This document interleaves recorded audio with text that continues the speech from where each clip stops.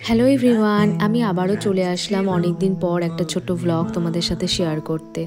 তো এখানে আমি সকাল সকাল জিম চলে গেছিলাম। তো জিম থেকে এসে আমি একটু দই আর চিয়া সিড খেয়ে নিয়েছি। তো এরপর আমি একটু বেরিয়েছিলাম, কাজ ছিল আমার, তো একটা ব্যাংকে কাজ ছিল, ওটা করে নিয়ে আমি একটু স্মার্টে গেছিলাম, কিছু টুকটাক কেনার ছিল। এরপর সমস্ত কিছু বিল করিয়ে নিয়ে আমি টোটো নিয়ে বাড়ি চলে আসলাম। তারপর এসে খাওয়া দাওয়া করে একটু বেরিয়েছিলাম। তো চলো আজকে আমি তোমাদেরকে নিয়ে যাব একটা নতুন জায়গায়, সেটা আলিপুরদুয়ার থেকে মাত্র 14 কিলোমিটার ডিস্টেন্সের মধ্যেই আছে। সেটা হচ্ছে রাজা ভাত খাওয়ায়। আর তোমরা যারা আলিপুরদুয়ারে থাকো তারা তো রাজা ভাত খাওয়ার নাম সবাই নিশ্চয়ই শুনেছো। তো চলো সেখানে তোমাদেরকে নিয়ে যাই। তো এটা একটা মন্দিরে আমি আজকে যাব। তো সেখানে আমি কোনোদিনও আগে যাইনি। তো আজকে আমার গিয়ে মনে হয়েছে যে অনেক আগে আসলে হয়তো ভালো হতো।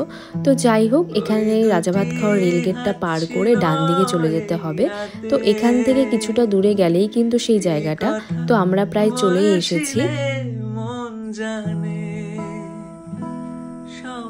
এবার ফাইনালি আমরা কিন্তু সেই মন্দিরের সামনেই চলে এসেছি। আর এই মন্দিরটা মেইনলি শক্তিপীঠ নামেই পরিচিত। যে লাল মন্দিরটা তোমরা দেখতে পেলে ওটা হচ্ছে কালী মন্দির। আর এখন যে মন্দিরটার সামনে আমি যাচ্ছি সেটা এখানে নতুনই করেছে, নতুন বলতে প্রায় 1 বছর হয়ে গেছে।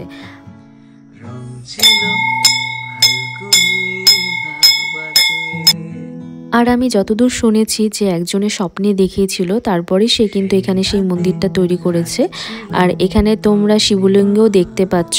আর মন্দিরটা এত সুন্দর একটা জায়গায় যেখানে তোমাদের গেলে সত্যি মন ভালো হয়ে যাবে। আর আমার তো ওখানে গিয়ে আমি একটা আলাদা রকমের শান্তি পাচ্ছিলাম, আমার তো আসতে ইচ্ছা করছিল না। তো যাই হোক, মন্দিরের পাশে আবার একটা কিউট ডগি শুয়েছিল, ওকে আমি একটু আদর করে দিলাম। আর এখানে কিন্তু আমাদের সেদিন কোনো পুজো দেওয়ার প্ল্যান করে আসিনি, কারণ আমার তো মন্দিরে ঢুকতেই পারিনি আমি। তো এরপর আমি যেদিন যাব সেদিন অবশ্যই সেখানে পুজো দিতেই যাব। তো আজকে আমাদের মনে হয়েছিল তাই জাস্ট দেখতে এসেছিলাম এখানে। আর এসেছি যখন তাই ভাবলাম ভিডিও করি আর তোমাদের সাথেও শেয়ার করি, কারণ তোমাদের হয়তো অনেকেই জানো না যে আলিপুরদুয়ারের কাছাকাছি এত সুন্দর একটা মন্দির রয়েছে। আর এটা কোন দেবতার মূর্তি তোমরা কেউ জেনে থাকলে আমাকে প্লিজ জানিও, কারণ আমার তো ঠিক জানা নেই এটা। আর পাশে যেটা ছিল সেটা তো কালীমার মূর্তি। আর আমি তো তোমাদের সবাইকে বলবো একবার অবশ্যই এসে ঘুরে যেও মন্দিরটা, তোমাদের খুব ভালো লাগবে। আর এখানে আসলে তোমরা একটা অদ্ভুত ধরনের শান্তি ফিল করতে পারবে, যেটা আমিও করতে পেরেছিলাম। আর আমার তো আসতে ইচ্ছে করছিল না। তো তোমরা যদি এই মন্দিরের ব্যাপারে আরও কিছু জানতে চাও আমাকে অবশ্যই কমেন্ট করে জানিও। তো এরপর দেখো এখানকার লোকজনেরা কাজকর্ম করে তাদের বাড়ি ফিরে যাচ্ছিল। আর আমাদেরও তখন বাড়ি ফেরার সময় হয়ে গেছিলো। এরপর আমি আরেকটা জায়গায় যাব, সেটা তোমাদের পরের ভিডিওতে শেয়ার করব। বাই।